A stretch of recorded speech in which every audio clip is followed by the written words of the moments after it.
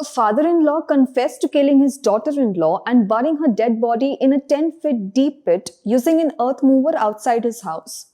The incident took place in Haryana's Faridabad. Here's what we know. 25-year-old Tanu Rajput was married to Arun Singh in 2023. Her parents alleged that she was constantly harassed for dowry by her in-laws. The situation became so tense that she spent the entire first year of her marriage at her parents' home.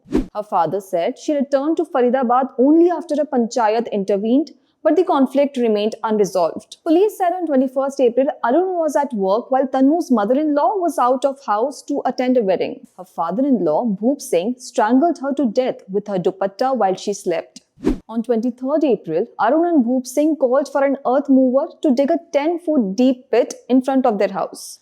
They told the neighbors the pit was meant for wastewater drainage. They buried Tanu's body inside the pit and next day, they hired a mason to seal it at night.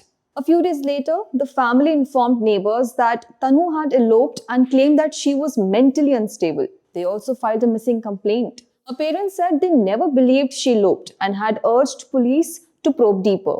वहाँ पे वो गड्ढा था उसमें और उसमें से उन्होंने खोदा तो उसमें से मेरी बहन की पूरी बॉडी निकली हुई थी। बॉडी इस हाल में निकली कि बिल्कुल देखने लायक नहीं छोड़ा उन्होंने। ऐसे उन्होंने पता नहीं कैसे क्या मारा है, कुछ नहीं समझ में आ रहा। Police said they visited the house and found only the father-in-law present.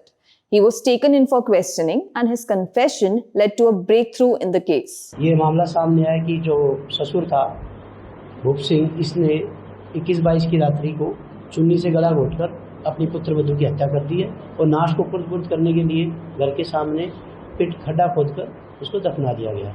On 20th June, after nearly 8 weeks, police dug up the soak pit outside the house using a JCB and recovered her body, identified by family via her clothing. Bhoop Singh was taken into custody while police were verifying the roles of other family members, including Arun.